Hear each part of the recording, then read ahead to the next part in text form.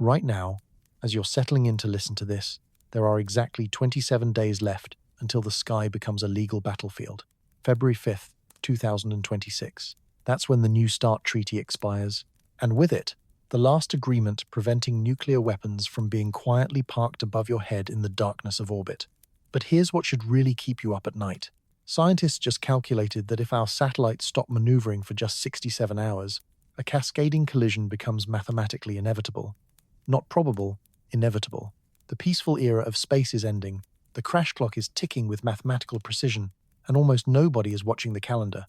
Stay with me because by the end of this journey, you'll understand why the first war in space might already be happening and what that means for everything you did today. If the invisible war unfolding above us has captured your attention the way it's captured mine, make sure to subscribe so you don't miss what happens next as we approach February 5th.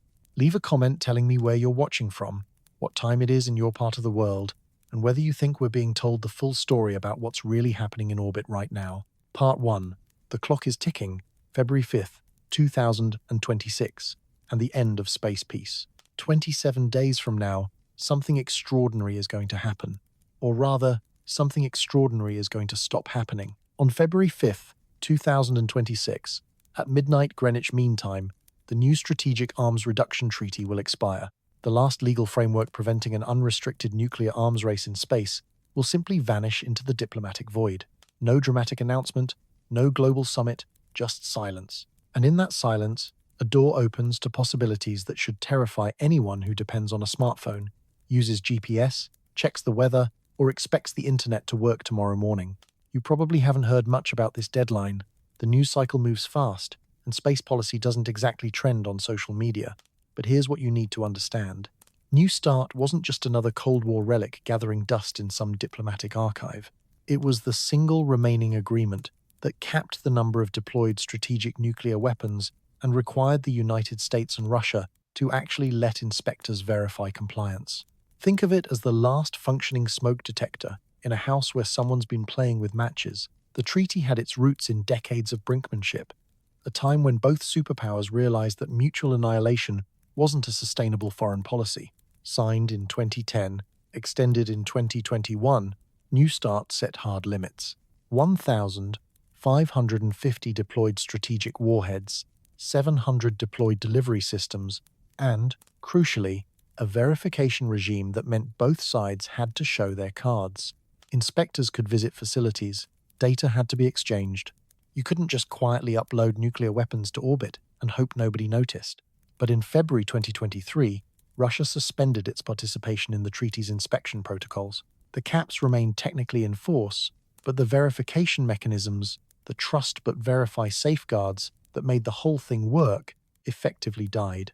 Still, the treaty itself limped along, acting as a psychological barrier if nothing else. A gentleman's agreement between nations that are no longer on speaking terms. And now, in less than a month, even that ghost of deterrence disappears. What happens when the rules expire? Imagine a neighborhood where everyone agrees not to build fences higher than 6 feet. Then one day, the homeowners association dissolves. Legally, nothing stops anyone from building a 20-foot wall. Will they? Maybe not immediately, but the absence of rules creates a vacuum, and vacuums have a way of getting filled by the worst possible outcomes. Space has always been about invisibility. We look up at night and see stars, maybe a satellite drifting across the sky like a slow-moving airplane. We don't see the thousands of objects in low Earth orbit, the spy satellites reading license plates from 200 miles up, the communication nodes that route our video calls and bank transactions, the GPS constellations that tell our cars where to turn. And we definitely don't see the weapon systems that multiple nations have quietly deployed over the past decade, systems designed to blind, jam, disable, or outright destroy those satellites. Policy invisibility is even more dangerous than physical invisibility. When a treaty expires and nobody's watching, when restrictions lapse and the public shrugs, the incentive structure changes overnight. Military planners start asking different questions. Instead of, how do we comply with international law, they ask, what can we get away with? And in the absence of verification, the answer is almost anything. Think of satellites as lifelines. Every GPS signal, every weather forecast, every surveillance image that prevents a surprise attack, every phone call routed through space-based infrastructure. Now, imagine those lifelines hanging exposed, unprotected, like cities without air defenses in the age of strategic bombing. That's where we are right now. That's where we're going to be in 27 days. Except nobody will ring a bell or send an alert to your phone. The expiration of New START doesn't just remove limits on how many nukes can be deployed, it removes transparency, no more inspections, no more shared telemetry data, no more confidence-building measures that let both sides sleep a little easier at night. What you get instead is mistrust. And mistrust in a nuclear context has a name: escalation spiral. Each side assumes the worst about the other's intentions.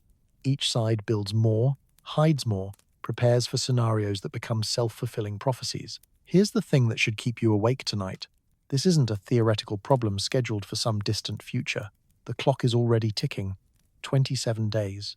And while diplomats argue and politicians posture, and the rest of us scroll through our feeds, entire constellations of satellites, the infrastructure holding modern civilization together, sit exposed in an environment that's about to become a free fire zone. You want to know what a battlefield in space looks like? It's not lasers and explosions like in the movies. It's a collision that happens faster than you can blink. It's a piece of debris the size of a marble punching through a solar panel at 17,000 miles per hour. It's a satellite going dark, and then another, and then 10 more, and suddenly your phone can't find GPS, and your bank can't process transactions, and weather forecasters are flying blind into hurricane season. And there's something else, something new, something that makes all of this exponentially more dangerous. Scientists just published a metric they're calling the crash clock. It measures how long our orbital infrastructure can survive if satellites stop maneuvering to avoid collisions. The answer? 67 hours. Less than 3 days before the mathematical likelihood of cascading destruction becomes certainty. We'll get to that nightmare in a moment. But first, ask yourself this. What happens when the final treaty keeping nuclear weapons out of space dies and almost nobody notices? Part 2. The crash clock. 67 hours to catastrophe. 67 hours. 2.8 days. That's how long we have.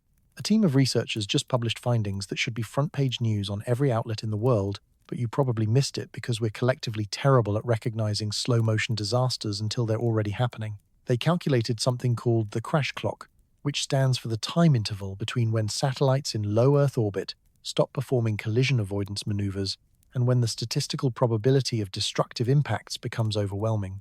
The answer wasn't decades. It wasn't years. It was 67 hours. Let me explain why this number represents a complete paradigm shift in how we think about orbital safety. Low Earth orbit, the region between roughly 100 and 1,200 miles above the planet's surface, is currently home to thousands of active satellites. SpaceX's Starlink constellation alone has launched over 5,000 satellites. Add OneWeb. Add Chinese mega-constellations. Add government reconnaissance birds and weather satellites and scientific instruments and the old Soviet relics that never fully died. And you're looking at a traffic jam in 3 dimensions where everything is moving at 17,000 miles per hour. Every single one of those satellites has to actively dodge space junk. This isn't optional. This isn't a backup plan. Collision avoidance is a constant, grinding operational necessity. Ground controllers receive alerts when projected orbital paths bring 2 objects within a certain threshold, usually a few kilometers. They calculate a maneuver. They fire thrusters. The satellite moves to a slightly different orbit. Crisis averted. This happens dozens of times per day across the entire constellation of active spacecraft. But here's what most people don't realize. That whole system depends on a delicate chain of dependencies. You need functioning communication links to send commands to the satellite. You need onboard power to execute those commands. You need working computers to calculate the maneuver. You need fuel for the thrusters. You need tracking data from ground-based radar networks. Break any link in that chain, and the satellite becomes a passive object, drifting along its Keplerian orbit, like a chunk of rock, completely unable to get out of the way. Now multiply that scenario by thousands of satellites, and imagine what happens if a significant percentage of them go dark simultaneously. Maybe it's a cyber attack that compromises ground control systems. Maybe it's a solar storm that fries electronics. Maybe it's a cascading failure where one collision creates debris that takes out another satellite, which creates more debris which takes out more satellites. The researchers modeled this scenario with rigorous mathematics, and they found that once you cross a certain threshold of disabled satellites, the collision rate accelerates exponentially. 67 hours. That's the window between we've lost control and the chain reaction is inevitable. Think about what 67 hours feels like. It's a long weekend. It's the time between Friday evening and Monday morning. It's enough time to binge watch a TV series or take a short road trip. It's not enough time to evacuate low Earth orbit. It's not enough time to deploy emergency measures. It's barely enough time to understand what's happening before the dominoes start falling. Why does this matter now, specifically now, when satellites have been flying for decades? Because the density of objects in low Earth orbit has increased by orders of magnitude in just the past 5 years. Mega constellations change the game. We went from hundreds of satellites to thousands, and companies are planning to launch tens of thousands more. Every new satellite adds to the collision probability. Every close call, and there are close calls constantly, brings us incrementally closer to the threshold. The European Space Agency had to maneuver one of their satellites to avoid a potential collision with a Starlink satellite in 2019. SpaceX said the probability was low enough that they didn't need to move. ESA moved anyway. That near miss became a case study in orbital traffic management, or rather the complete absence of enforceable orbital traffic management. There's no air traffic control for space. There's no international protocol that everyone follows. There's just a patchwork of best practices and voluntary coordination and crossed fingers. You might be wondering, can't we fix this? Can't we build better tracking systems, implement AI-driven collision prediction, establish international coordination frameworks? The answer is yes, technically, but we're not doing it fast enough. Tracking systems exist, but they're not comprehensive. Small debris, the stuff too tiny to track but large enough to destroy a satellite, numbers in the hundreds of thousands. AI collision prediction is in development, but it requires data sharing between nations that increasingly view each other as adversaries. International coordination requires trust, and trust requires treaties, and treaties are expiring. Here's the emotional reality that should hit you like a gut punch. Everything you did today probably depended on satellites. You checked the weather on your phone, you used GPS to navigate, you streamed a video, you made a phone call, you used a credit card. Modern agriculture depends on satellite data for precision planting. Shipping routes are optimized using satellite communications. Disaster response teams need satellite imagery to coordinate rescues. The global financial system synchronizes transactions using GPS timestamps. Remove satellites, even temporarily, and you're not just losing convenience, you're losing the invisible infrastructure that holds together a civilization of 8 billion people. And a war in space wouldn't announce itself with a single catastrophic explosion. It would be a domino effect. One satellite hit by debris. That collision creates a cloud of fragments. Those fragments hit other satellites. More clouds, more collisions. The cascade accelerates. This isn't science fiction. This is orbital mechanics. This is math. The crash clock is ticking. 67 hours. And somewhere in hardened bunkers and classified facilities, military planners are looking at that same number and wondering, if we're going to strike first, how do we do it before the other side realizes what's happening? What happens when the infrastructure of modern life hangs by a thread measured in hours, not years? Part 3. Anti-satellite weapons. From dazzlers to nukes. Let's talk about how you kill a satellite, because multiple nations have figured it out, and some of those methods are terrifyingly simple. The most straightforward approach is called a direct descent anti-satellite weapon. You launch a missile from Earth. It flies up through the atmosphere. It reaches the target satellite's orbital altitude. It smashes into the satellite at ludicrous velocity. The kinetic energy alone, no explosive needed, vaporizes both objects into a cloud of shrapnel traveling at orbital speed.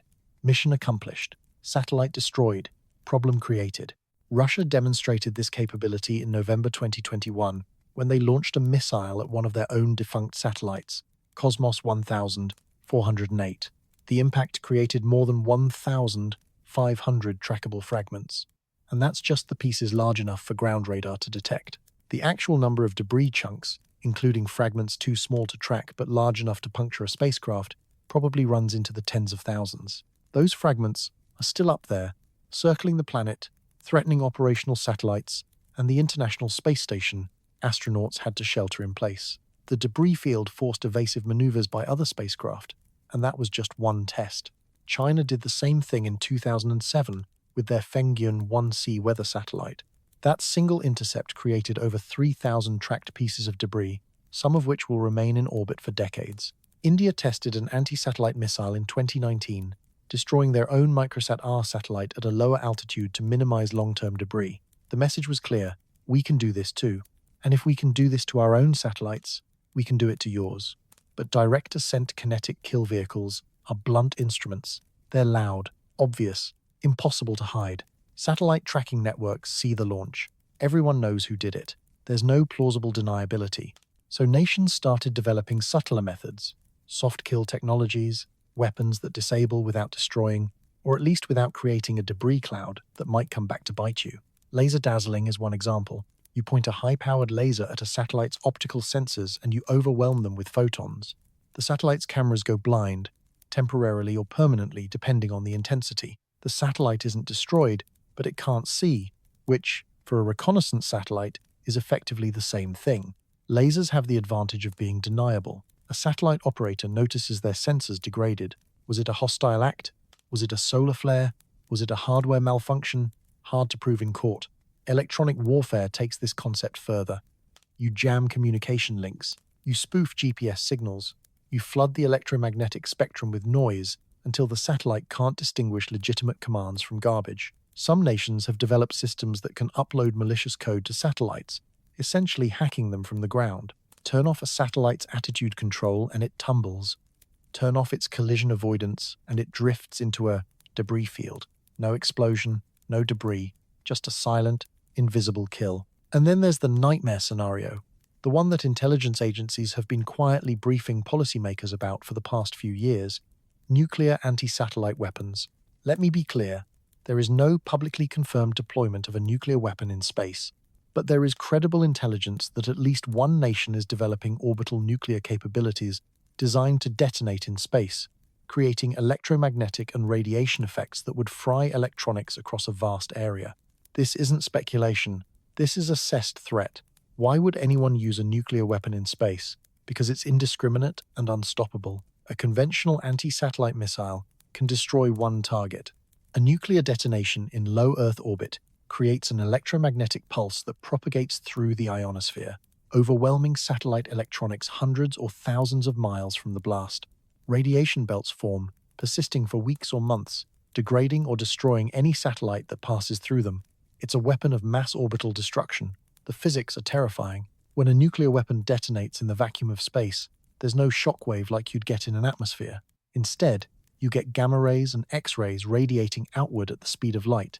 Those high-energy photons interact with anything in their path, ionizing materials, generating currents in electronic circuits that weren't designed to handle that kind of input. Circuit boards fry, sensors go dark, power systems fail, and because the detonation happens in space, the effects propagate across an enormous volume. Imagine this scenario.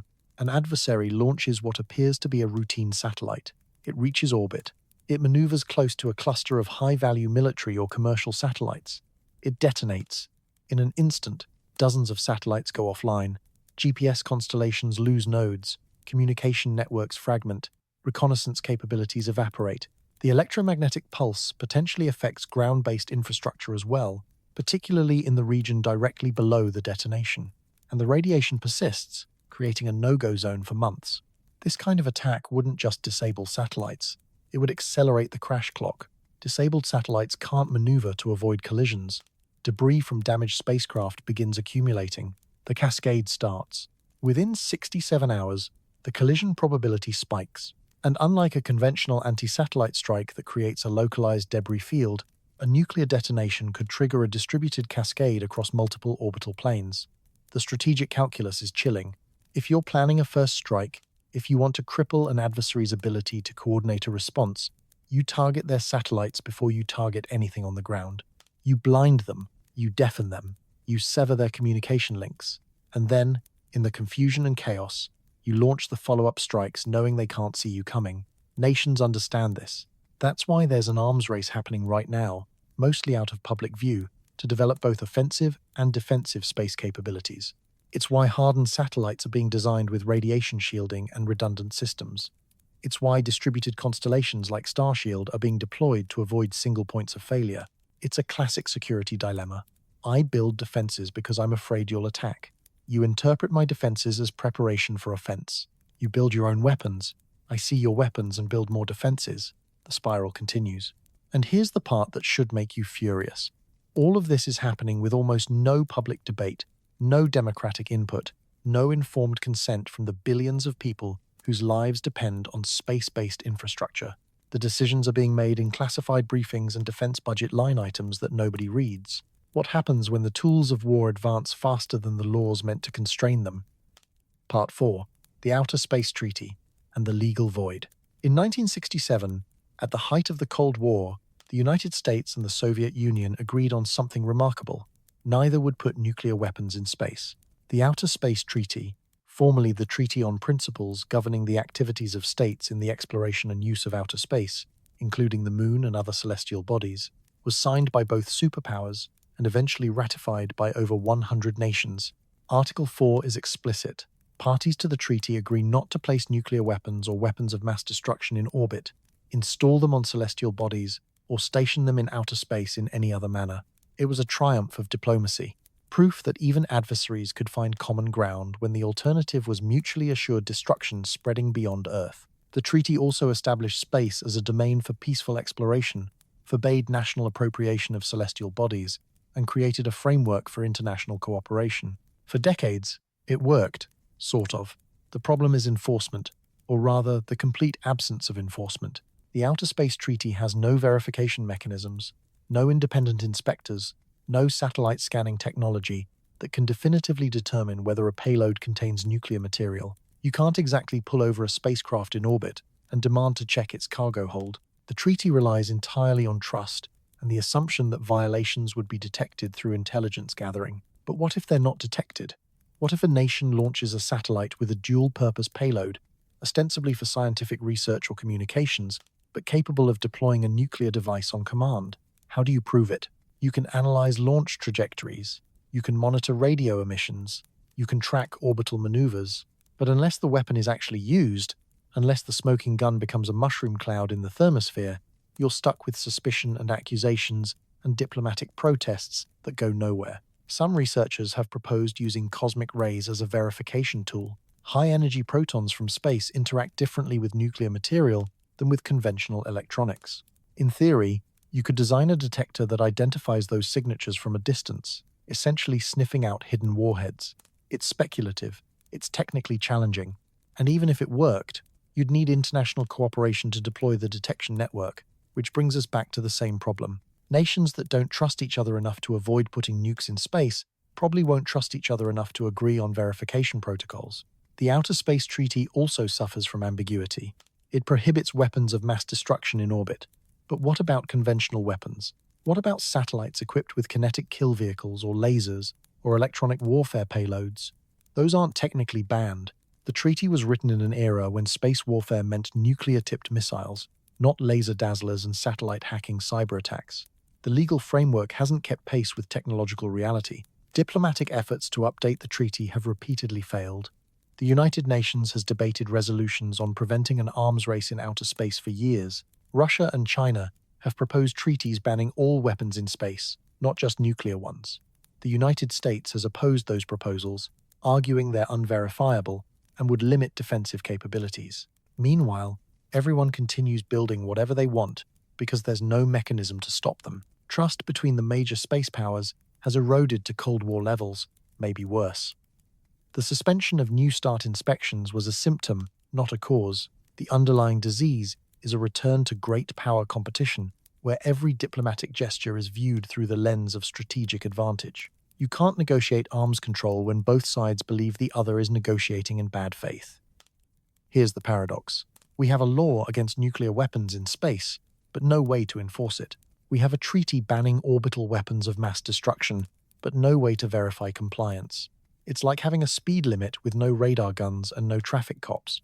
The rule exists on paper. The rule is meaningless in practice. Think about the metaphor.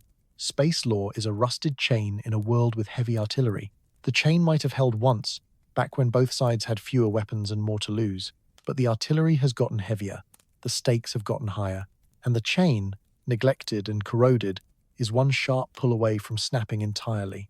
International law only works when nations believe compliance serves their interests. When defection seems more advantageous, when the benefits of cheating outweigh the costs of getting caught, treaties become suggestions. And in a domain as vast and opaque as space, where verification is nearly impossible, and the temptation to gain a strategic edge is enormous, the incentive to defect is overwhelming. There have been moments of hope, proposals for a transparency and confidence-building measures regime, ideas about shared space, situational awareness data, discussions of rules of the road for satellite operators. None have progressed beyond talk. None have resulted in binding international agreements with teeth. And now, with New START expiring in 27 days, we're about to lose even the minimal constraints that existed. The last verification regime dissolves. The last caps on deployed nuclear weapons disappear. The vacuum that remains will be filled by whoever acts first, whoever builds fastest, whoever takes the biggest risks. Does law matter if no one can see the weapon? Does a treaty mean anything when the stars themselves are the battlefield and there's no referee in sight? Part 5.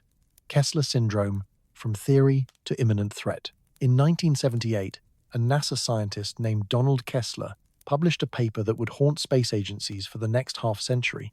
He proposed a scenario where the density of objects in low Earth orbit reaches a critical threshold beyond which collisions create debris faster than atmospheric drag can clear it away. The debris from one collision hits another satellite. That collision creates more debris. The cycle continues, exponentially accelerating until low Earth orbit becomes an impenetrable shell of high-velocity shrapnel. The phenomenon is called Kessler Syndrome, and for decades it lived primarily in the realm of theoretical disaster scenarios. We're not theorizing anymore. We're watching it approach in real time. The math is straightforward and merciless. Every object in low Earth orbit, whether it's a functioning satellite or a defunct booster stage or a fleck of paint, travels at approximately 17,500 miles per hour. At that velocity, kinetic energy scales brutally. A piece of debris, the size of a marble, carries the kinetic energy of a hand grenade. A chunk, the size of a softball, hits with the force of a speeding truck. Satellite shielding can handle micrometeoroids, the naturally occurring space dust that's always been a hazard, but it's not designed to withstand impacts from centimeter-scale debris traveling at orbital velocity. Current tracking networks can identify objects larger than about 10 centimeters. Anything smaller is invisible to ground-based radar. That means there are hundreds of thousands, possibly millions of debris fragments in the 1 to 10 centimeter range, circling the planet right now, untracked and untrackable. Each one is a bullet. Each one is waiting to intersect with an active satellite's orbital path. Kessler himself updated his calculations over the years, and the news kept getting worse. In the early 2000s, he suggested we'd already crossed the threshold in certain orbital shells, meaning even if we stopped launching satellites entirely, the debris population would continue growing through collisions alone. More recent studies have refined the models, incorporated new data from mega-constellation deployments, and arrived at conclusions that should terrify anyone who understands what they mean. We are closer to Kessler Syndrome now than at any point in history. The density of objects in low Earth orbit has increased exponentially. Mega-constellations have added thousands of new satellites in just the past 5 years. Close calls, near misses, where satellites come within a few dozen meters of each other, happen multiple times per week. The European Space Agency maneuvers their satellites to avoid potential collisions roughly 10 times per year, and that number is increasing. In 2020, a defunct Russian satellite and a Chinese satellite fragment passed within 25 meters of each other. Neither could maneuver. Both were dead objects tumbling through space on ballistic trajectories. If they'd collided, the debris cloud would have numbered in the thousands. It didn't happen that time. In 2019, the European Space Agency had to move one of their Earth observation satellites to avoid a potential collision with a Starlink satellite. The probability was estimated at 1 inch 1,000, which might sound low until you realize that satellite operators typically maneuver when probabilities exceed 1 inch 10,000. 1 inch 1,000 is not acceptable risk. That's Russian roulette territory, and these are just the events that made the news. The routine everyday near misses, the calculations and maneuvers that happen constantly to keep thousands of satellites from smashing into each other, those don't get reported. They're the background hum of modern orbital operations, the grinding operational reality that nobody talks about until something goes catastrophically wrong. Here's why every piece of debris is a threat. Orbital velocity is absurd. 17,500 miles per hour is faster than you can conceptualize. A collision at that speed doesn't just damage spacecraft, it vaporizes materials, it creates plasma. The impact energy is so high that fragments get ejected in all directions, each one carrying enough kinetic energy to cause another catastrophic collision. This is the cascade. This is the chain reaction. Imagine a single collision in a densely populated orbital shell. The initial impact creates, conservatively, 500 trackable fragments. Those fragments spread out along the orbital path, forming a debris cloud that intersects with other satellites' orbits. Within hours, statistical probability dictates that at least some of those fragments will hit another satellite. That collision creates more fragments, and more, and more. Military planners call this a red team scenario, and they've been wargaming it for years. What if an adversary deliberately triggers a cascade? What if a nation decides that denying everyone access to low Earth orbit, including themselves, is strategically preferable to allowing their enemies to maintain orbital superiority? What if someone calculates that the economic damage from losing satellite infrastructure would hurt their adversaries more than it would hurt them? It sounds insane. It probably is insane, but we're talking about scenarios where decision makers are operating under extreme time pressure, incomplete information, and the assumption that the other side is about to strike first. Rationality doesn't always prevail in those conditions. The emotional narrative, the part that should make this personal, is this. Losing low Earth orbit means losing the sky's infrastructure. It means losing global communications. It means losing GPS, weather forecasting, Earth observation, climate monitoring, disaster response coordination. It means going back to a world where information travels slowly, where we can't see hurricanes forming over the ocean, where ships navigate by stars and pilots fly without guidance systems, and it's not reversible on human timescales. Debris in low Earth orbit can take decades to deorbit naturally through atmospheric drag. Higher orbits take centuries. If we trigger Kessler Syndrome, we lock ourselves out of space for generations. What happens when the sky we depend on becomes a shooting gallery, and there's no way to stop the bullets? Part 6. Silent Wars, Laser Dazzling, GPS Spoofing, and Cosmic Jamming. Not every war announces itself with explosions.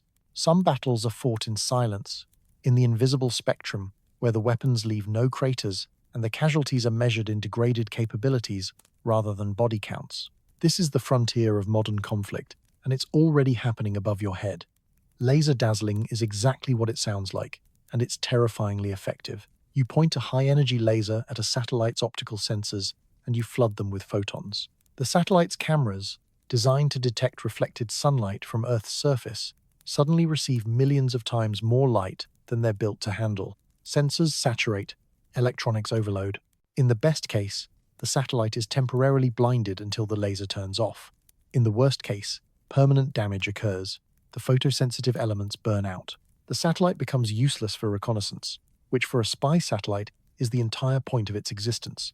China has been developing ground-based anti-satellite lasers for years. Russia has similar programs. The United States absolutely has them, though they're classified, and nobody talks about specifics. The beauty of laser dazzling from a strategic perspective is deniability. A satellite operator notices their optical sensors degraded during a critical pass over hostile territory. Was it an attack? Was it a random equipment failure? Was it cosmic ray damage? Prove it. Prove that the precisely timed sensor malfunction wasn't just bad luck. Navigation spoofing takes this concept into even more dangerous territory. GPS satellites broadcast timing signals. Your phone, your car, your ship, your missile guidance system all receive those signals and calculate their position based on the time delays from multiple satellites. But what if someone broadcasts fake GPS signals? What if they transmit timing data that's slightly off, just enough to make receivers think they're somewhere they're not? This isn't theoretical. GPS spoofing has been documented in conflict zones. Ships in the Black Sea have reported their navigation systems, showing them miles inland. Aircraft have had to revert to inertial navigation when GPS became unreliable, and these are civilian systems. Military GPS is encrypted and harder to spoof, but not impossible. If you can fake the signal convincingly enough, you can make an autonomous drone think it's flying over international waters when it's actually heading into restricted airspace. You can make a missile miss its target by hundreds of meters. You can cause a ship to run aground. The implications for autonomous systems are existential. Self-driving cars rely on GPS. Delivery drones rely on GPS. Agricultural robots rely on GPS. If navigation signals become unreliable, if adversaries can manipulate positioning data at will, then every system that depends on knowing where it is becomes vulnerable to manipulation. Electromagnetic warfare in space extends beyond GPS. Communication satellites operate in specific frequency bands. Jam those frequencies, and you sever the link between ground controllers and spacecraft. Military coordination, which increasingly depends on satellite communications, collapses. Command and control networks fragment. Intelligence gathering stops. You don't need to destroy the satellites, you just need to make them useless. Russia has been particularly active in developing jamming capabilities. During exercises and conflicts, they've demonstrated the ability to disrupt GPS, communication links, and even early warning radar systems. The equipment isn't particularly sophisticated. You need a transmitter powerful enough to overwhelm legitimate signals pointed in the right direction. The technical barriers are low, the strategic impact is enormous. Now, imagine these techniques applied during an actual conflict. An adversary begins subtly degrading satellite capabilities weeks before hostilities break out. GPS becomes intermittently unreliable. Communication links experience unexplained dropouts. Reconnaissance satellites have sensor malfunctions during critical passes. None of it is dramatic enough to trigger a military response, but cumulatively, it degrades the target nation's ability to operate effectively. Then, when the shooting starts, they're already at a massive disadvantage. Information warfare on Earth follows similar logic. You don't need to destroy the internet, you just need to make it unreliable. You flood social media with disinformation, you hack news sites and replace articles with fake versions, you manipulate trending topics and amplify divisive narratives. The infrastructure still functions technically, but the information flowing through it becomes poisoned. People stop trusting what they see. Societies fracture. Silent wars are effective precisely because they're hard to detect and harder to prove. A cyber intrusion leaves traces, but attribution is messy. A laser-dazzling event might be observable, but proving intent is another matter. GPS spoofing can be localized and temporary, active for just long enough to cause confusion before shutting down. These are weapons designed for plausible deniability, for operating in the gray zone between peace and war, where international law is ambiguous and responses are uncertain. The next evolution, and this is where we're heading, is autonomous satellite defense. Artificial intelligence systems that detect attacks and respond without human input. Satellites that fight back. If a laser dazzles your reconnaissance bird, your satellite autonomously deploys countermeasures, mirrors to deflect the beam, or maneuvers to avoid it. If someone jams your communication link, your satellite switches frequencies faster than a human operator could react. If debris threatens a collision, your satellite maneuvers without waiting for ground control to calculate solutions. This sounds great until you consider the implications. Autonomous systems can escalate faster than humans can de-escalate. Machine decision-making doesn't include empathy or context, or the ability to recognize when backing down might prevent a wider conflict. A defender satellite that interprets a routine orbital maneuver as a hostile approach and responds aggressively. An attacker satellite that misidentifies a defensive move as preparation for offense. The feedback loops accelerate within minutes. What started as a misunderstanding becomes an orbital shooting match. We're building these systems anyway. We have to, because human reaction times aren't fast enough for orbital warfare. By the time a ground controller recognizes a threat, calculates a response, uploads commands, and waits for execution, the engagement is already over. Autonomy is mandatory. But autonomy introduces risks that we're nowhere close to managing. What happens when the wars we can't see determine whether the systems we depend on continue working? Part 7. The Anatomy of a Space Battle, Invisible Strikes and FOBs. Let me describe a weapon system that should give you nightmares. Fractional Orbital Bombardment System. The acronym is FOBs. The concept dates back to the Cold War, but the technology has evolved into something far more dangerous than its Soviet predecessors ever were. Traditional intercontinental ballistic missiles follow predictable arcs. They launch, they climb into space on a ballistic trajectory, they release their warheads. Those warheads fall back to Earth. Early warning systems track the launch. Radar stations plot the trajectory. Decision makers get roughly 30 minutes of warning between launch detection and impact, 30 minutes to decide whether it's a real attack or a false alarm, 30 minutes to choose retaliation or restraint. Not a lot of time, but enough to avoid accidental nuclear war. Usually, FOBs changes the equation. Instead of a ballistic arc, the weapon enters a low orbital trajectory. It looks like a satellite launch. It circles the globe, or part of the globe, before releasing its payload. And here's the critical part. It can approach from unexpected vectors. Traditional ballistic missiles come over the North Pole, because that's the shortest Great Circle route between the Northern Hemisphere superpowers. Early warning radar networks are optimized for northern approaches, but a FOBS can come from any direction. South Pole, equator, orbital plane, completely different from what defenses are expecting. The warning time collapses. Instead of 30 minutes, you get 5, maybe less. Radar stations detect the re-entry vehicle screaming through the atmosphere, but by then it's too late to do anything except watch it arrive.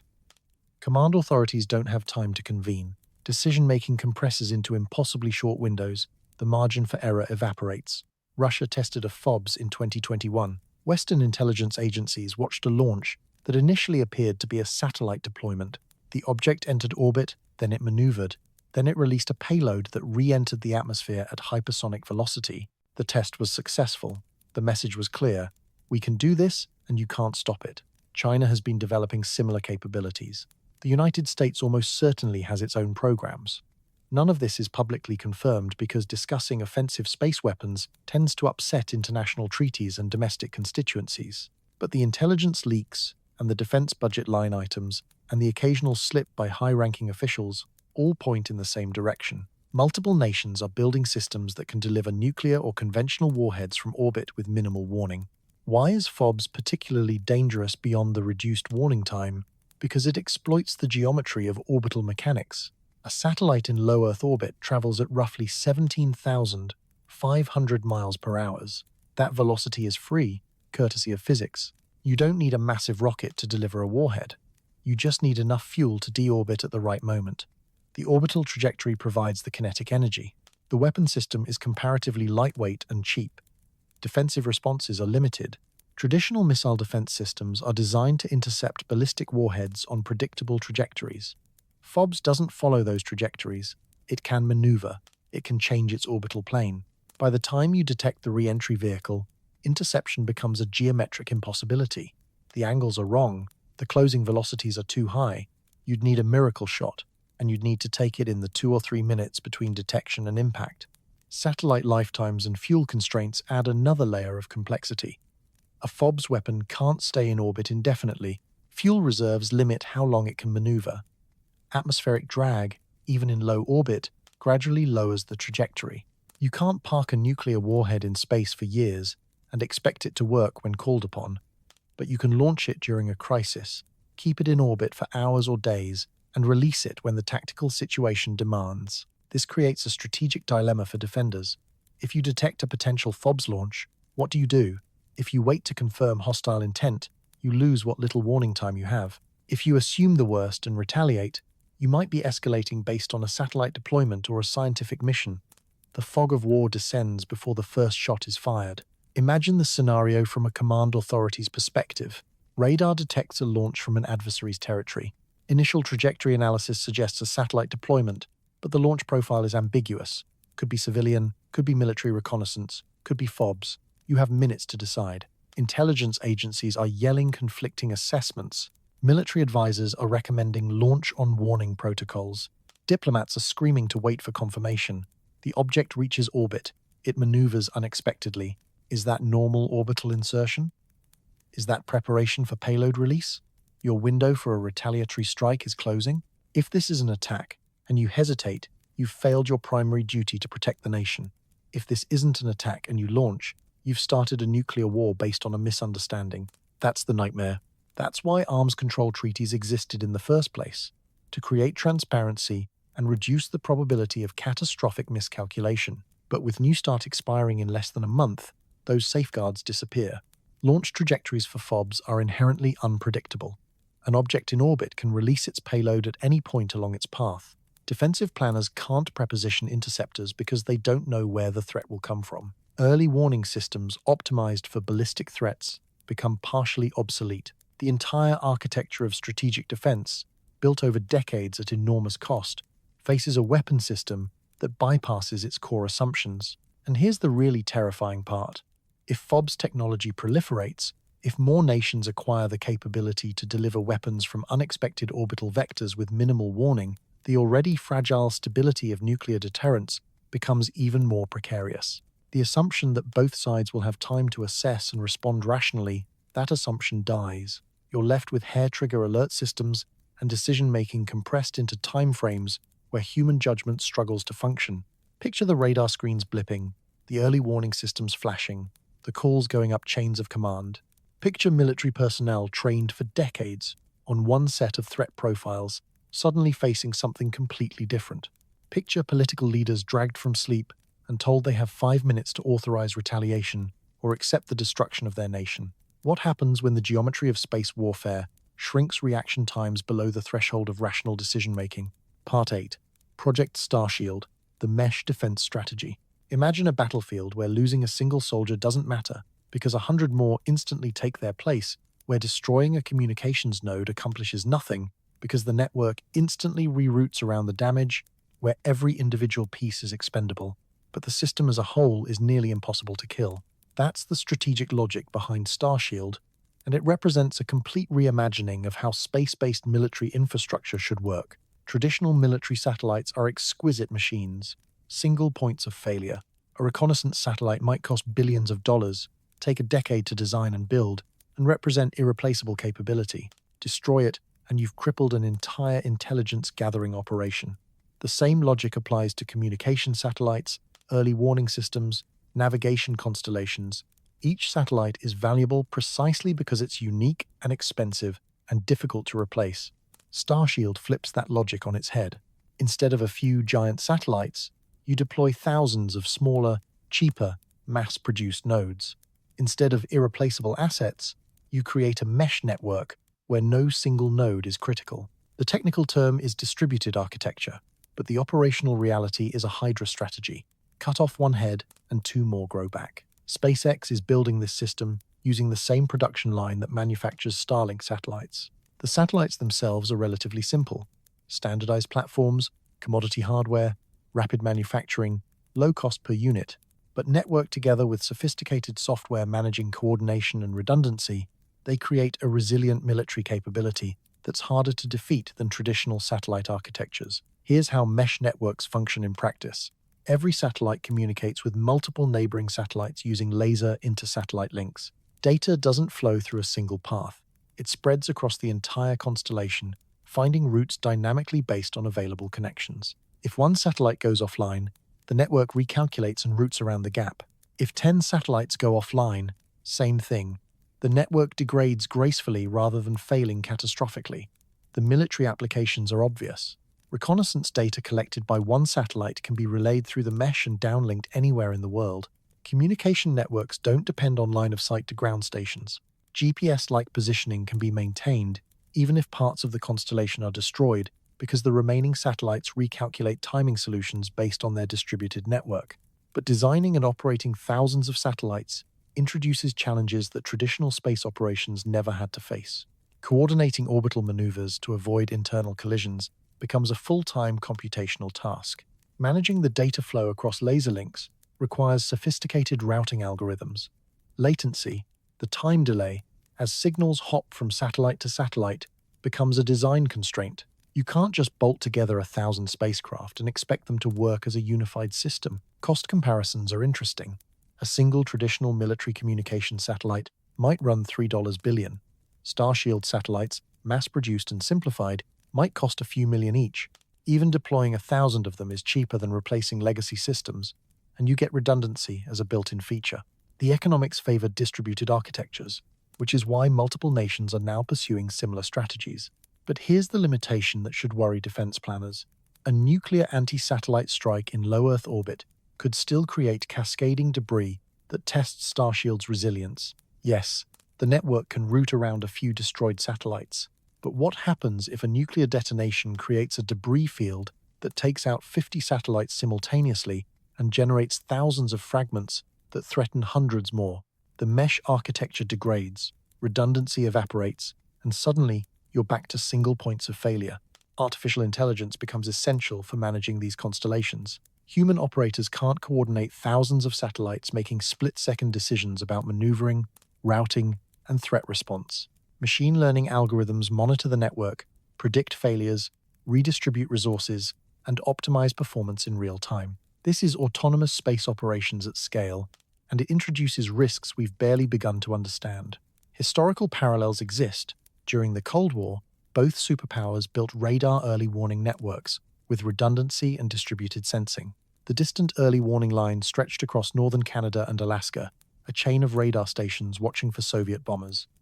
If one station went offline, the others continued operating. But the DEW line was terrestrial, manageable, built on stable ground, with supply chains and maintenance crews. Starshield operates in orbit, where every satellite is constantly falling toward Earth and using thrusters to stay aloft, where debris fields can appear without warning, where solar storms can fry electronics, and there's no repair crew coming to fix things. Potential vulnerabilities multiply when you think about them. Cyber attacks targeting the ground control systems that manage the constellation, software bugs that propagate through the network, causing satellites to maneuver incorrectly, power disruptions that prevent laser links from functioning, deliberate jamming of the communication frequencies used for command and control. Every complex system has failure modes, and a system consisting of thousands of satellites coordinating in real time has failure modes that are nearly impossible to predict until they happen. The question defense planners are wrestling with is whether distributed architecture actually increases survivability or just distributes the points of failure. If an adversary develops weapons specifically designed to target mesh networks, if they create debris fields that overwhelm collision avoidance capabilities, if they deploy cyber attacks that compromise routing algorithms, does Starshield remain resilient, or does it become a more expensive way to lose? Nobody knows for certain. These systems haven't been tested in actual conflict. War games and simulations provide estimates, but simulations have a nasty habit of missing the unpredictable chaos that dominates real battles. What happens when your satellite network encounters threats the designers never imagined? What happens when adversaries develop countermeasures you didn't anticipate? What happens when the mesh degrades faster than it can regenerate? The strategic bet behind Starshield is that redundancy and distribution provide better survivability than concentrated, high-value assets. That bet might be correct, or it might turn out that destroying 1,000 small satellites is just as feasible as destroying 10 large ones, and you've spent billions of dollars on a solution that doesn't actually solve the problem. Either way, the race is on. The constellation is deploying, and in less than a month, when New Start expires and the constraints on space weapons evaporate, we're going to find out whether the mesh defense strategy is brilliant or dangerously optimistic. What happens when the defense of the future depends on systems we don't fully understand, operating in ways we can't completely predict? Part 9. The global race for space supremacy. While the United States deploys its distributed Starshield constellation, the rest of the world isn't sitting idle. Russia, China, India, and a growing list of emerging space nations are all developing counterspace capabilities, each with their own strategic logic and technological approaches. This isn't a bilateral arms race anymore. It's a multilateral scramble for orbital supremacy, and the dynamics are far more unstable than the relatively predictable Cold War standoff. China's approach has been systematic and patient. They've launched their own mega constellation, though on a smaller scale than Starlink. They've demonstrated anti-satellite capabilities multiple times. Intelligence reports suggest they're developing co-orbital inspection satellites, spacecraft that can approach other nations' satellites under the pretense of scientific observation, but could just as easily be weaponized. The distinction between a satellite that inspects and a satellite that attacks is purely a matter of intent, and intent is invisible until actions reveal it. Russia has taken a more asymmetric path. They can't match the United States or China in sheer number of satellites launched, but they don't need to. They've focused on ground-based anti-satellite systems, electronic warfare capabilities, and cyber operations that can disrupt space operations without requiring a massive orbital presence. It's a classic asymmetric strategy.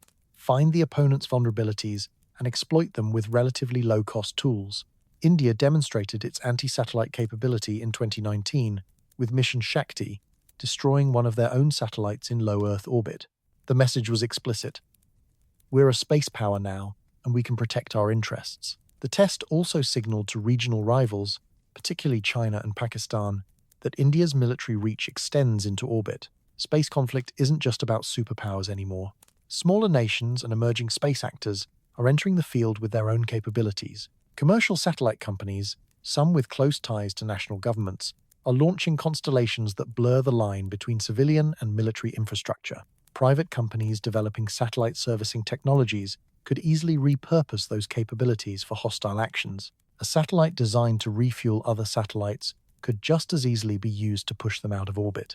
The strategic problem is that asymmetric approaches are cheap and effective.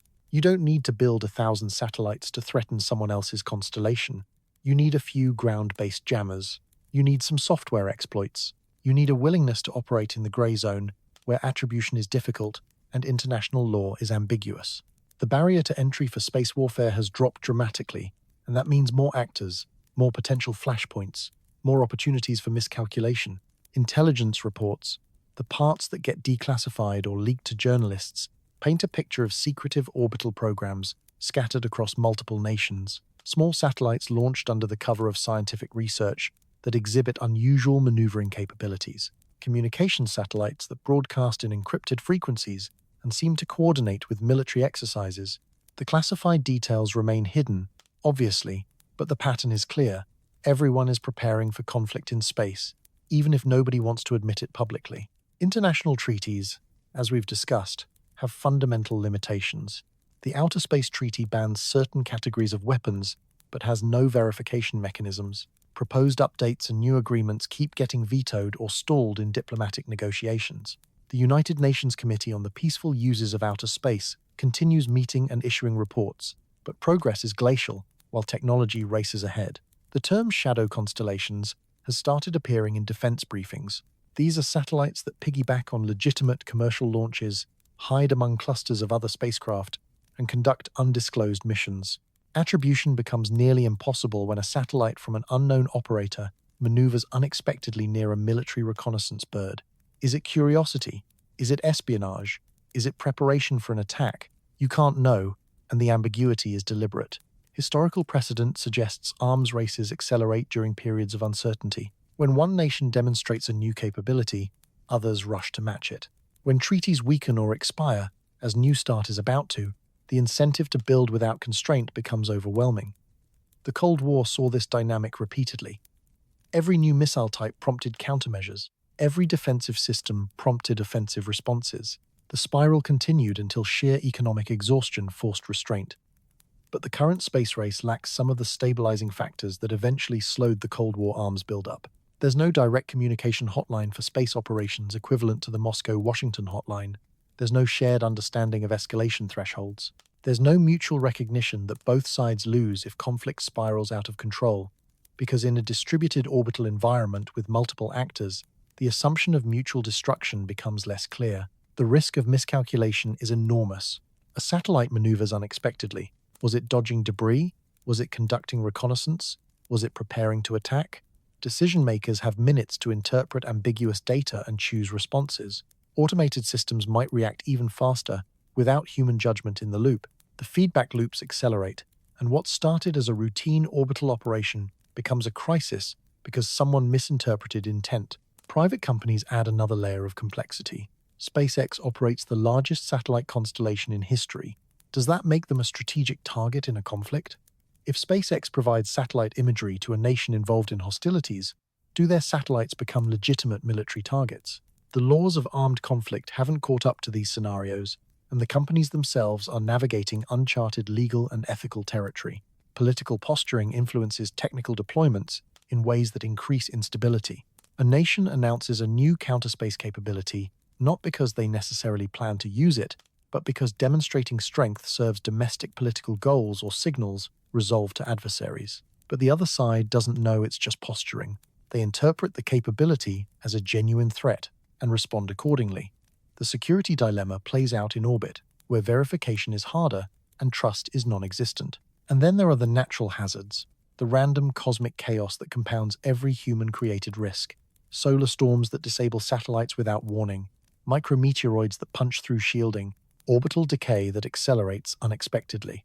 These aren't deliberate attacks, but in a high-tension environment, how do you distinguish between a natural failure and a covert strike? The ambiguity creates opportunities for accidents to escalate into conflicts. The race for space supremacy is happening now, today. While most people on Earth remain completely unaware, launch manifests are published, satellites are deployed, capabilities are demonstrated, but the strategic implications, the ways these systems could interact during a crisis, those remain hidden in classified assessments and wargames that the public never sees. What happens when every nation with a rocket becomes a potential combatant in a conflict none of them fully understand? Part 10. cosmic hazards, asteroids, space weather, and random collisions. Space is trying to kill us, and it doesn't need human help. While we've been focused on the man-made threats, the deliberate weapon systems and orbital debris, and strategic posturing, the universe has been quietly lobbing asteroids in our direction and occasionally unleashing solar storms that could fry every satellite in orbit. These natural hazards aren't theoretical. They're happening right now, and they interact with human-created risks in ways that make everything exponentially more dangerous. The Vera Rubin Observatory, a next-generation telescope that came online recently, has been discovering near-Earth asteroids at an unprecedented rate. Some of these objects are fast-moving, difficult to detect until they're already close, and large enough to cause catastrophic damage if they hit a satellite or, worse, entered Earth's atmosphere over a populated area. We're talking about rocks traveling at tens of thousands of miles per hour, completely invisible until they cross into detection range, capable of destroying anything they hit.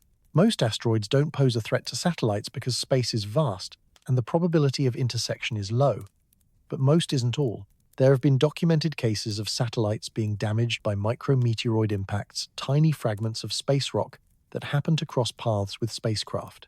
The impacts are random, unpredictable, and potentially catastrophic depending on where they hit. A micrometeoroid punches through a fuel tank, the satellite loses propulsion. A micrometeoroid hits a solar panel, power generation drops. A micrometeoroid strikes a sensor, capability degrades. Solar storms are the bigger immediate threat. The sun periodically releases enormous bursts of charged particles and electromagnetic radiation in events called coronal mass ejections.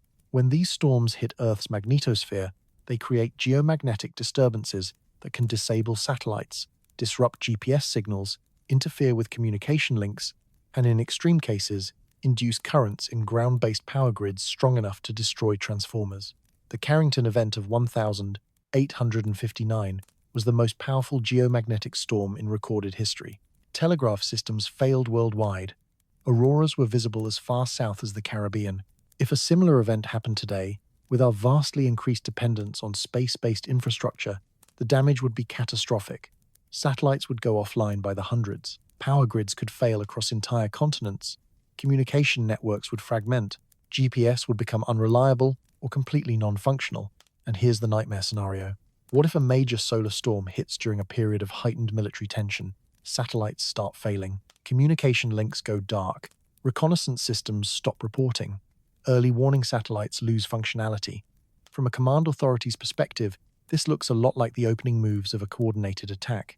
Decision-makers don't have time to wait for scientific analysis, confirming it was a natural event. They have minutes to decide whether they're under attack and need to retaliate. The crash clock interacts with these natural hazards in terrifying ways. A solar storm disables satellite propulsion systems. Spacecraft can't maneuver to avoid collisions. The 67-hour countdown begins. Debris starts accumulating from random collisions that would normally have been avoided. The cascade accelerates, and because ground-based tracking systems might also be degraded by the geomagnetic storm, operators might not even realize the extent of the disaster until it's too late. Chain reactions from orbital debris, collisions, and micrometeoroids create compounded risks. One satellite gets hit by a micrometeoroid and fragments. Those fragments hit other satellites. More fragmentation, the cascade becomes self-sustaining.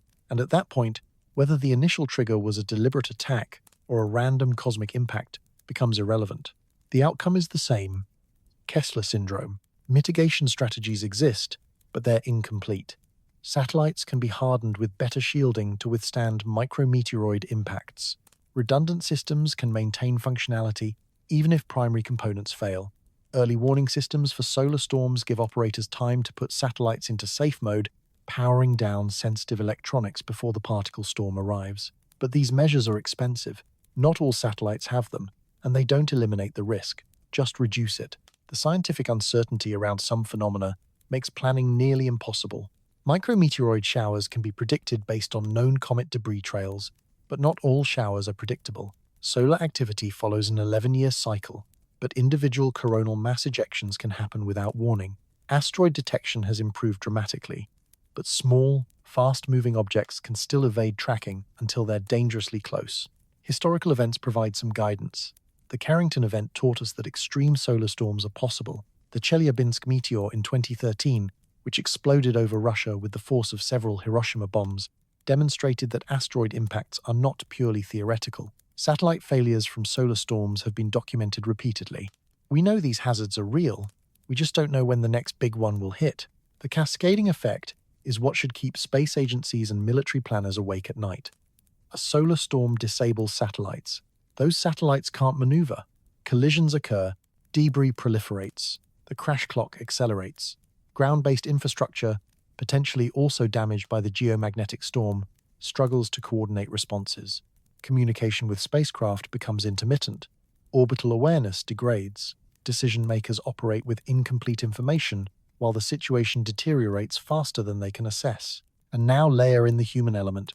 Stressed operators, compressed timelines, ambiguous data, the pressure to act before it's too late, the fear of being blamed for inaction if the worst happens. These psychological factors combine with the technical challenges to create conditions where mistakes become likely. Set up a scenario. A major solar storm forecast gives operators 12 hours warning. Satellites begin powering down non-essential systems. Communication with some spacecraft is lost. Then in the confusion, a satellite collision occurs. Was it random? Was it because maneuvering systems were offline during the safe mode procedures? Was it a deliberate attack timed to coincide with the solar storm? Ground controllers can't tell. Military decision-makers are briefed. Threat levels escalate. And somewhere in a hardened bunker, someone is calculating whether this is the moment to preemptively strike before the situation gets worse. The universe doesn't care about our treaties or our strategic calculations or our carefully balanced deterrence. It throws rocks at us. It bathes us in radiation. It creates hazards that we barely understand and can't fully predict. And those natural hazards make the human-created risks infinitely more dangerous because they introduce chaos into systems that are already operating on the edge of instability. What happens when the cosmos itself becomes a wild card in a game where the stakes are already unimaginably high? Part 11. Orbital triage. Choosing which satellites live or die. Imagine you're a satellite operator and you get an alert. Multiple collision threats detected. Insufficient fuel to maneuver all at-risk spacecraft. Decision required in 30 minutes. Which satellites do you save? Which ones do you let die? This isn't a thought experiment. This is orbital triage, and it's becoming a routine operational reality. Every satellite has finite resources. Fuel for maneuvering, battery capacity for operations during eclipse periods, onboard computing power for autonomous decisions. When multiple threats emerge simultaneously, and they will during a crisis, operators face impossible choices. Save the military reconnaissance satellite or the civilian weather satellite?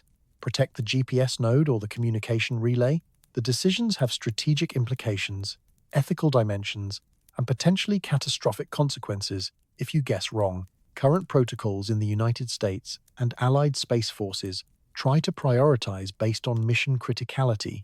Military assets generally take precedence over civilian. Early warning satellites, the ones that detect missile launches, are considered highest priority because losing them could blind the nation to an incoming attack. Communication satellites that support nuclear command and control come next. Reconnaissance satellites that provide intelligence on adversary movements rank high. Weather satellites, scientific instruments, civilian infrastructure, those get saved if there's fuel and time remaining. But the protocols were written for a less congested orbital environment. They assume that collision threats are rare enough that operators can address them one at a time, that fuel reserves are sufficient to handle occasional maneuvers, that decision timelines are measured in hours, not minutes. Those assumptions no longer hold. The crash clock scenario, where threats multiply faster than responses can be implemented, breaks the existing decision-making frameworks. Artificial intelligence is being integrated into these decisions by necessity. Human operators can't process collision probability data for thousands of satellites in real time. Machine learning algorithms monitor orbital trajectories, predict conjunction events, calculate optimal maneuvers, and in some cases execute those maneuvers autonomously. The AI doesn't get tired. It doesn't panic. It processes information faster than any human could. But it also lacks context, judgment, and the ability to weigh intangible factors that might matter in a crisis. Speculative scenario. A debris cascade begins. Multiple satellites are threatened simultaneously. An AI system prioritizes based on programmed rules. It decides to save military communication satellites at the expense of civilian GPS nodes. Human operators see the decision unfolding. They disagree. They think preserving GPS is more critical because losing it would cripple civilian infrastructure and undermine public confidence. They try to override the AI, but by the time the override command is uploaded and executed, the window for effective maneuvering has closed. The GPS satellites collide, the cascade accelerates. The AI made a defensible decision according to its programming, but the outcome is still catastrophic. Historical analogues exist in nuclear command and control. During the Cold War, there were moments when early warning systems detected what appeared to be incoming missiles. Duty officers had to decide whether the alerts were real attacks or system malfunctions. In several documented cases, individual humans made the judgment call to wait, to seek confirmation rather than immediately escalating to launch authorities. Those decisions potentially prevented nuclear war, but they required human judgment, the ability to assess probabilities and context in ways that automated systems couldn't. Orbital triage operates on compressed timelines that make Cold War decision-making look leisurely by comparison. A missile launch might give you 30 minutes. A collision threat in low Earth orbit might give you 30 seconds. There's no time for committee meetings. There's barely time for conscious thought. You program rules in advance, and you hope they're correct when the crisis hits. The risks of error are substantial. Prioritize the wrong satellite, and you might lose a critical capability. Fail to maneuver a high-value asset, and you lose years of investment and irreplaceable intelligence. Overmaneuver, and you burn through fuel reserves that might be needed for future threats. Undermaneuver, and you let preventable collisions occur. Every decision has second-order and third-order consequences that ripple through the orbital environment. Starshield and mesh network architectures complicate triage in interesting ways. When you have thousands of satellites and each individual node is relatively expendable, the triage calculus shifts. Losing 10 satellites out of a 1,000-satellite constellation is acceptable. The network routes around the loss, coverage and capability remain intact. But losing 100 satellites or 500 crosses a threshold where the network starts to degrade in non-linear ways. Redundancy evaporates. Single points of failure emerge, and the AI systems managing the constellation might not recognize the threshold until it's already crossed. The ethical dimensions get uncomfortable quickly. Civilian satellite operators, the companies running communication services and Earth observation platforms, don't necessarily accept that their assets should be sacrificed to save military hardware. But in a crisis, who has authority to make those calls? National security trumps private property, presumably, but the legal frameworks for orbital triage in wartime or crisis conditions barely exist. And there's the question of transparency. If an operator decides to save a military satellite by letting a civilian satellite get destroyed, does the public have a right to know? Should there be accountability for those decisions, or does operational security require that the decision-making process remain classified? These aren't abstract ethical debates. They're questions that will need answers the moment the first crisis hits. Fuel constraints are the ultimate limiting factor. A satellite might have enough fuel for 10 major maneuvers. After that, it's ballistic, drifting wherever orbital mechanics take it. Operators hoard fuel like water in a desert. Every unnecessary maneuver is a future capability lost. Triage isn't just about which satellite to save today. It's about preserving options for tomorrow while knowing that tomorrow might never come if you make the wrong choice today. The psychological stress on human operators in these scenarios is something that training tries to address but can never fully prepare people for. You're making life and death decisions, except the lives are measured in billions of dollars of hardware and the operational capabilities of entire nations. You're doing it under time pressure, with incomplete information, knowing that people will scrutinize every choice you made if things go wrong. The historical burden of nuclear launch officers was whether to end civilization. The burden of satellite operators might be whether to cripple it. And let's be clear, the first time a major triage decision goes wrong, when a high-value satellite is lost because an operator made the wrong call or an AI prioritized incorrectly, there will be investigations and congressional hearings and careers destroyed. The pressure to never make a mistake is enormous. But in a chaotic, rapidly evolving crisis with multiple simultaneous threats, mistakes are inevitable. The question is whether we learn from them fast enough to prevent the next disaster. What happens when the people and machines deciding which satellites live or die have seconds to make choices that will affect millions of people for years to come? Part 12. Hidden battles, dazzling, bit-flipping, and ghost commands. The most effective attacks are the ones you never see coming, the ones that don't announce themselves with explosions or debris clouds. Welcome to the silent war, where satellites die quietly and attribution is nearly impossible. Laser dazzling, which we've touched on before, deserves a deeper examination because the technology has evolved significantly. Early systems were essentially powerful lasers pointed at satellites to temporarily blind optical sensors, crude but effective. Modern systems are far more sophisticated. They can precisely target specific sensor types. They can modulate intensity to cause permanent damage or just temporary disruption depending on operational goals. They can operate in wavelengths that are difficult to detect from orbit, making it hard for the targeted satellite to even know it's being attacked. Temporary blinding might be preferred in some scenarios. You want to disrupt reconnaissance during a critical operation, but you don't want to create a permanent international incident. You dazzle the satellite for a few minutes or hours. The operation completes. The satellite recovers. By the time anyone figures out what happened, if they ever do, the evidence is gone. Plausible deniability maintained. Permanent damage sends a different message. Burn out the optical sensors completely, and the satellite becomes worthless for its primary mission. The satellite is still in orbit. It's not creating debris, but it's also not collecting intelligence, and replacement takes years.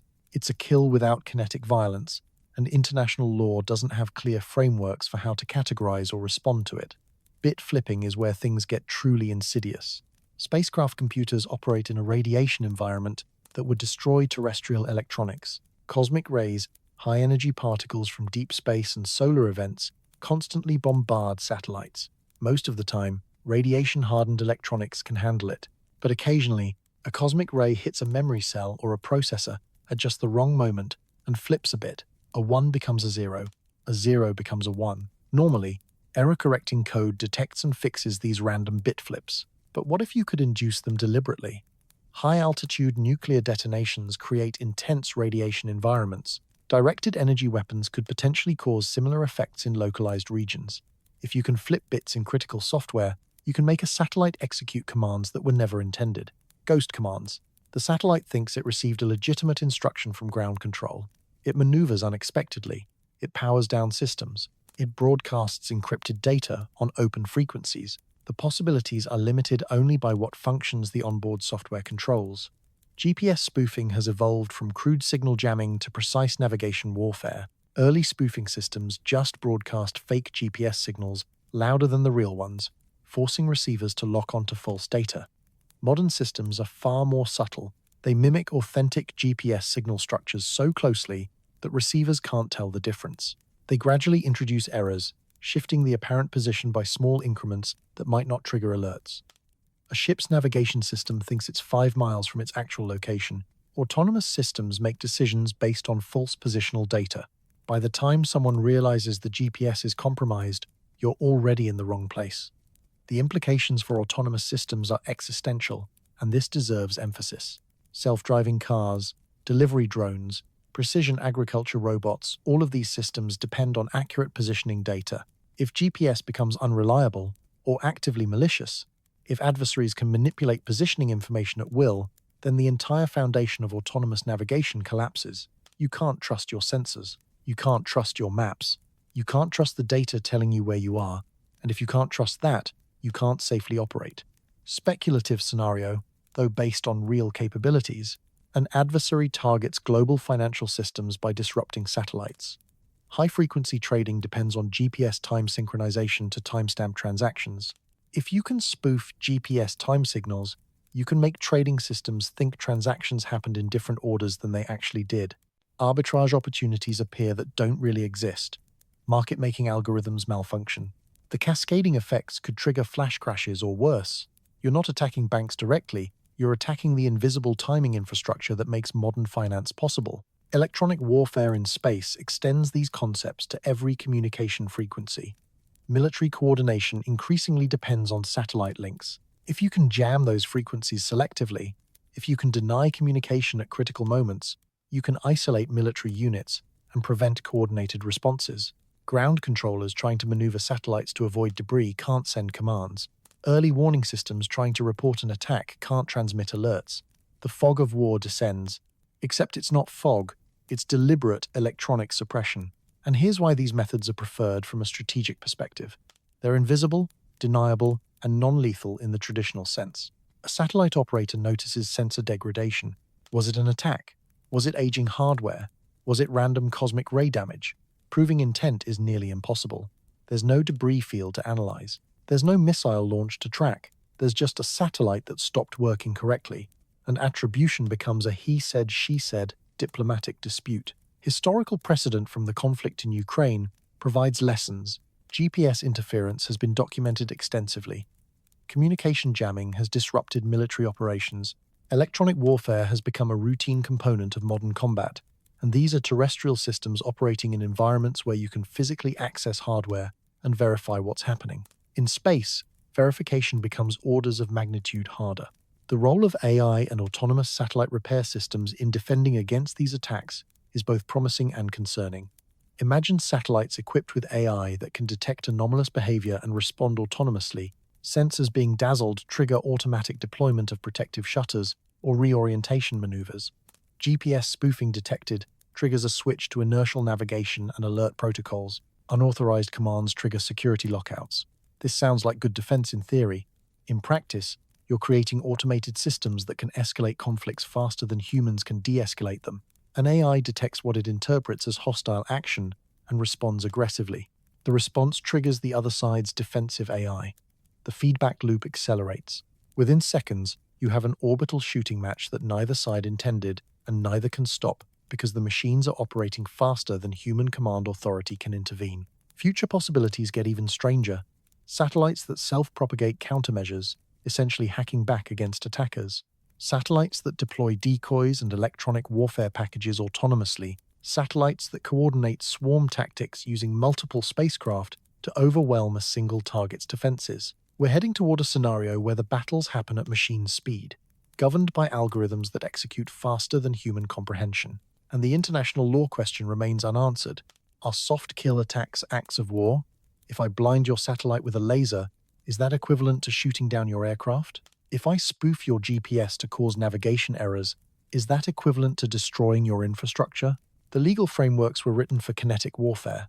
They don't cleanly map onto these new forms of conflict.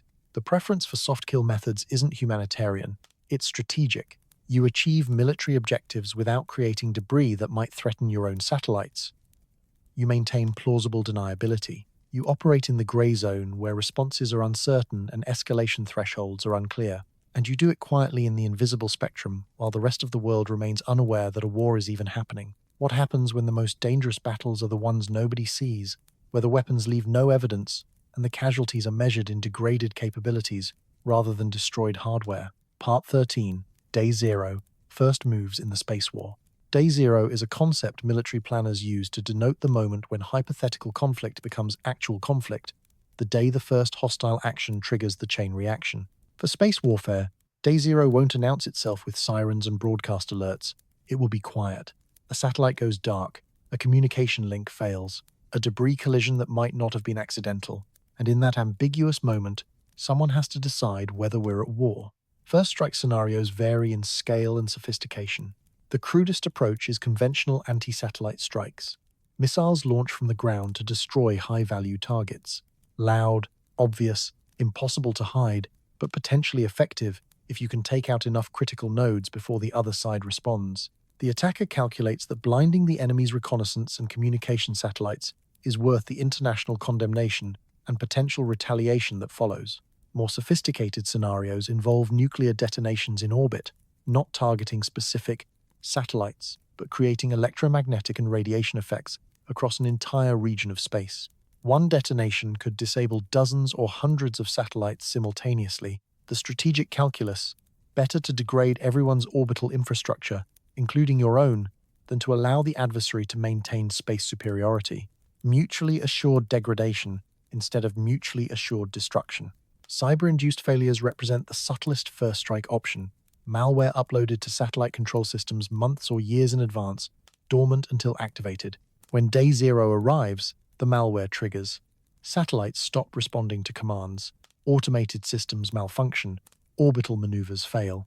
And because the attacks were pre-positioned, they happen simultaneously across multiple systems before defenders even realize what's occurring. The geopolitical consequences of Day Zero would cascade faster than most people can imagine. Global panic sets in within hours.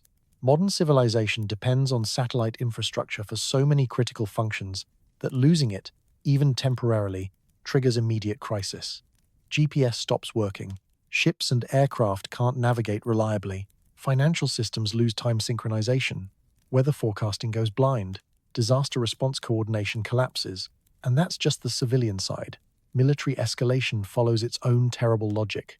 If you've just lost reconnaissance satellites, you can't see what the adversary is doing. If you've lost communication satellites, you can't coordinate your forces. If you've lost early warning satellites, you can't detect incoming attacks. The rational response from a military perspective is to assume the worst and escalate before you lose more capability. Launch on warning doctrines, policies that say you retaliate immediately upon detecting an attack rather than waiting for confirmation, become dangerously tempting. The 5-minute fractional orbital bombardment system warning time compounds this problem. Traditional ballistic missiles give you roughly 30 minutes from launch detection to impact, 30 minutes to assess, to convene decision makers, to authorize responses. FOBS gives you 5 minutes, maybe less. There's no time for measured analysis. There's barely time to process the information. National command authorities, the people authorized to order nuclear retaliation, might be in different time zones, asleep, unreachable. Delegation of authority to lower levels becomes necessary, but that increases the risk of unauthorized or accidental escalation. Technical details of what happens to infrastructure. GPS satellites going offline means navigation systems revert to inertial guidance, which accumulates errors rapidly. Within hours, civilian aircraft are grounded because safe navigation can't be guaranteed. Shipping slows to pre-satellite era speeds because route optimization and collision avoidance depend on precise positioning. Agriculture halts because precision planting and harvesting depend on GPS-guided equipment. The economic impact runs into trillions of dollars within days. Communication satellite losses fragment global networks. Undersea cables carry a lot of traffic, but satellites handle massive amounts of transoceanic communication, particularly for remote regions and mobile platforms. Losing satellite links means some areas of the world go completely dark, unable to send or receive information. International coordination, already stressed by the crisis, becomes nearly impossible. Satellite imagery, both commercial and military, stops flowing. Weather services lose the ability to track storms forming over oceans. Environmental monitoring goes blind. Military reconnaissance capabilities evaporate. Decisions have to be made without the data that leaders have depended on for decades. The fog of war descends, except it's not fog, it's blindness. The crash clock integration is where day zero transforms from a crisis into an extinction-level event for orbital infrastructure. Satellites disabled by attacks can't maneuver to avoid collisions. Debris from destroyed satellites creates new collision hazards. The 67-hour countdown begins. Operators try to coordinate responses, but communication is disrupted. Tracking data is incomplete, and the situation is changing faster than human decision-making can adapt. The cascade accelerates. Kessler Syndrome transitions from theoretical threat to observable reality.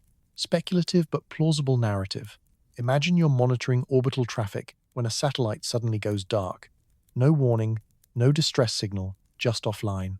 You check other satellites in nearby orbits. 3 more are unresponsive. Ground control tries to re-establish links. Nothing. Tracking data shows the satellites are still there, still in orbit, but dead. Was it a technical failure? Was it a coordinated attack? You escalate the report.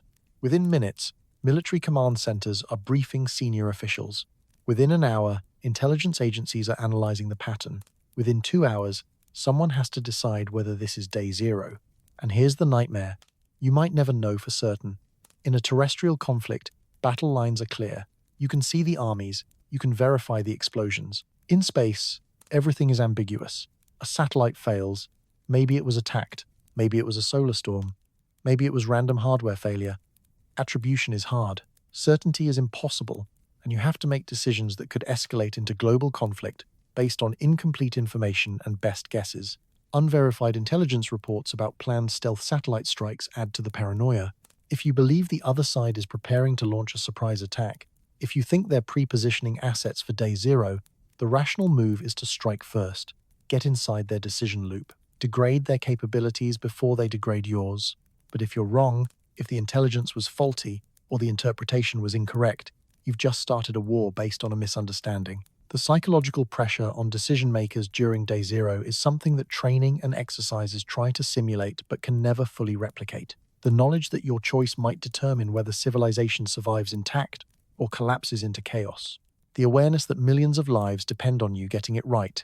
The time pressure, the incomplete information, the fear of being blamed if you hesitate, and the attack succeeds. These factors combine to create conditions where even well-trained, rational individuals make catastrophically bad decisions. Setting up the conclusion, Day Zero isn't a single event, it's a threshold. Once crossed, the dynamics change fundamentally. The post-Day Zero world operates under different rules, different assumptions, different constraints. And we need to understand what that world looks like because we might be living in it sooner than anyone wants to admit. What happens when the moment of decision arrives and nobody has enough information to make the right choice, but everyone has to choose anyway? Part 14. Aftermath. The new normal in orbit. The war is over, or maybe it never officially started. Either way, Day Zero has passed, and the orbital environment looks nothing like it did before. Welcome to the aftermath, where the new normal is a degraded, debris-filled, partially functional mess that humanity will spend decades trying to fix. Debris fields dominate the post-conflict landscape. Thousands of fragments from destroyed satellites spread across multiple orbital shells. Tracking systems, themselves degraded by the conflict, struggle to catalog everything. Collision warnings become routine, constant, overwhelming. Every active satellite maneuvers multiple times per day to avoid impacts. Fuel reserves deplete faster than launch schedules can replace them. The crash clock, which measured time to catastrophe before Day Zero, now measures time to complete orbital collapse. Failed constellations create operational gaps that cascade through civilian infrastructure. GPS coverage becomes spotty. Some regions of the globe have functional positioning services, others don't. The resulting patchwork breaks systems that were designed assuming global coverage. Autonomous vehicles stop operating in affected zones. Precision agriculture reverts to older, less efficient methods. Shipping routes are recalculated using celestial navigation and radar, slowing global trade to speeds not seen since the 1970 seconds. Internet disruption hits harder than most people expected. Satellite internet services, which were expanding to cover remote and underserved regions, collapse. Undersea cables handle increased traffic, but they weren't designed for this load, and they don't reach everywhere. Rural areas, developing nations, ships at sea, aircraft in flight, all lose connectivity. The digital divide that technology was supposed to close reopens wider than before. Global communication blackouts affect regions that depended heavily on satellite links, parts of Africa, Pacific Island nations, northern Canada, Antarctica. These places go dark. Emergency services struggle to coordinate. International humanitarian organizations can't reach affected populations. The death toll from the communication collapse, from delayed medical responses and disrupted supply chains, probably exceeds the direct casualties of the conflict itself. Military implications reshape strategic calculations worldwide. Reconnaissance capabilities that nations spent decades building evaporate overnight. Spy satellites that could read license plates from orbit are gone. Intelligence agencies revert to human intelligence, gathering slower and less comprehensive. Military command and control, which relied on satellite communication for coordinating global operations, fragments into regional networks with limited interoperability. Space traffic management, never particularly robust even before the conflict, collapses entirely. There's no air traffic control for orbit, there never was, but in the aftermath, with debris fields unpredictable and tracking systems degraded, the chaos becomes untenable. Satellite operators launch new spacecraft at their own risk. Insurance companies stop covering orbital operations. Launch rates plummet. The virtuous cycle of increasing access to space reverses into a vicious cycle of decline. International responses vary wildly. Some nations propose emergency treaties for joint debris removal. Others view the degraded orbital environment as an opportunity to establish dominance while competitors are weakened. Diplomatic negotiations begin. Stall, resume, collapse, begin again. Trust, already scarce before the conflict, becomes nearly non-existent. Verification of any agreement remains the unsolvable problem it always was. Technological solutions get proposed and debated. On-orbit debris clearing using robotic spacecraft, AI autonomous repair systems that can salvage damaged satellites, starshield adjustments to operate in higher debris environments. Some of these ideas have merit. None can be implemented quickly enough to prevent further degradation. The debris problem took decades to create. It will take decades to solve, if it's solvable at all. Economic impacts manifest in ways most people never anticipated. Satellite insurance costs, for the few companies still offering coverage, increase by orders of magnitude. Launch costs spike as providers demand higher margins to offset increased risks. The space economy, which was growing exponentially before day zero, contracts sharply. Private investment flees to safer sectors. Government budgets, already strained by conflict costs, struggle to fund even basic satellite replacement. Infrastructure rebuild timelines stretch into decades. Replacing a single advanced reconnaissance satellite takes 8 to 10 years from contract award to launch.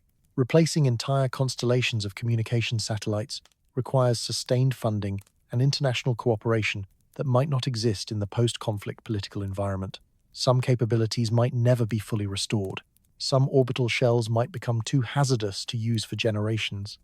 Long-term consequences for science and exploration are particularly tragic. The International Space Station, if it survived day zero, faces increased debris risks that make crew missions untenable. It might have to be abandoned. Future missions to the Moon or Mars depend on orbital infrastructure for communication and navigation. That infrastructure is compromised. The grand visions of space exploration that were beginning to seem achievable retreat back into the distant future.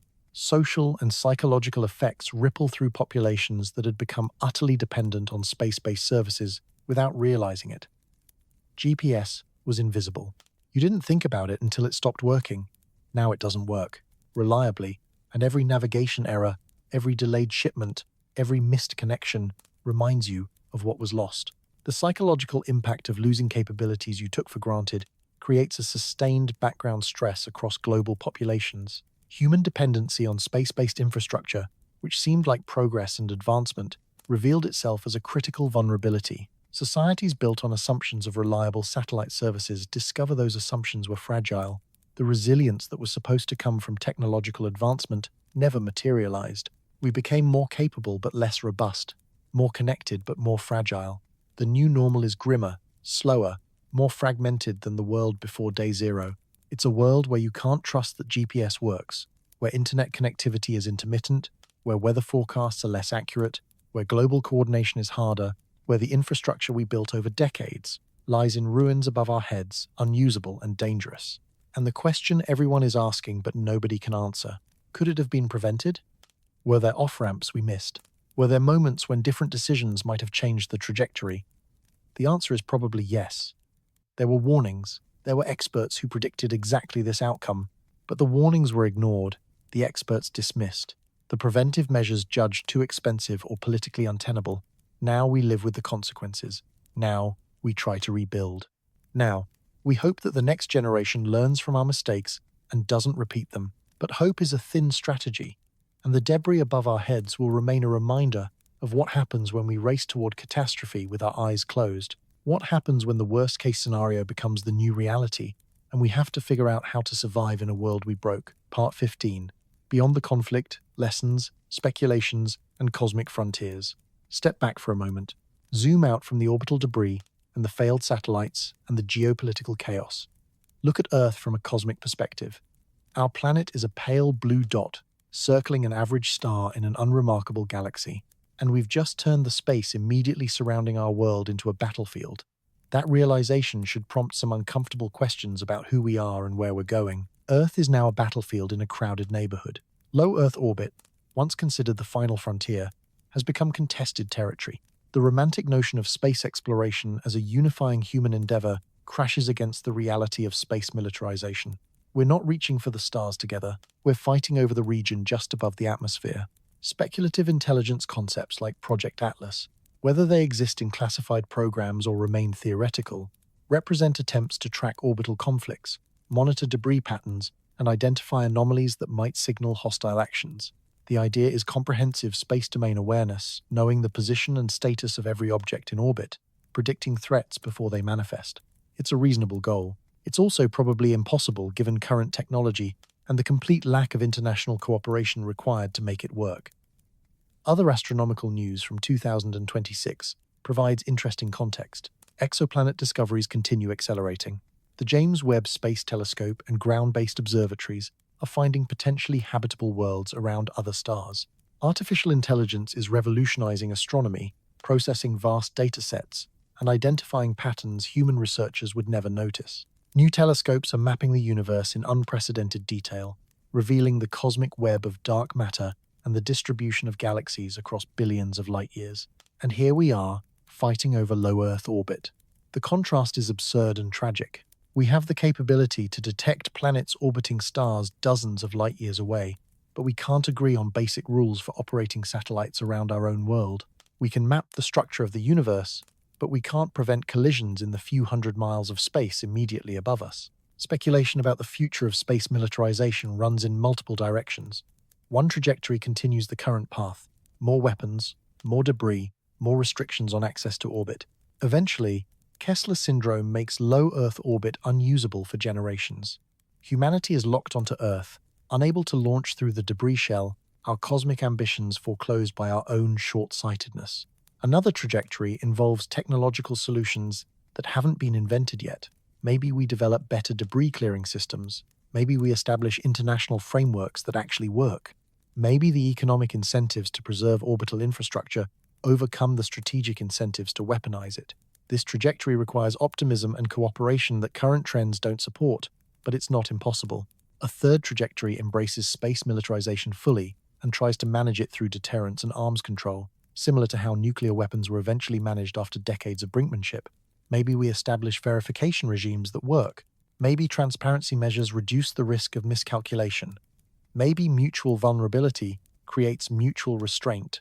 History suggests this is achievable, but history also suggests it requires coming terrifyingly close to catastrophe before the necessary political will materializes. Public awareness campaigns about satellites, space weather, and the crash clock could shift the conversation. If people understood how dependent they are on orbital infrastructure, maybe they'd demand better stewardship. If voters knew that satellite collisions could disrupt their daily lives, maybe space policy would become an electoral issue.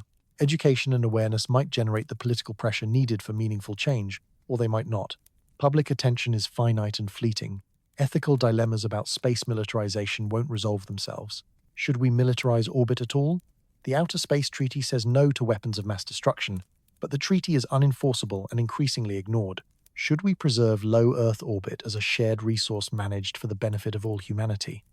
That sounds noble, but nobility doesn't survive contact with strategic competition. The ultimate what-if scenario: can humans survive a near-total orbital collapse?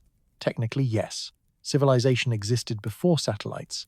It can exist without them, but the economic cost, the human suffering, the setback to technological progress, these would be immense. We wouldn't go extinct, but we'd lose decades or centuries of advancement. The question isn't survival. It's whether we're willing to accept that regression. Historical precedents offer limited guidance. Nuclear brinkmanship on Earth eventually led to arms control treaties that reduced stockpiles and established verification regimes. It took crises like the Cuban Missile Crisis to generate the political will for those agreements. Maybe we need a similar near catastrophe in space before meaningful change occurs. But orbital brinkmanship has unique characteristics. You can't recall a debris cascade.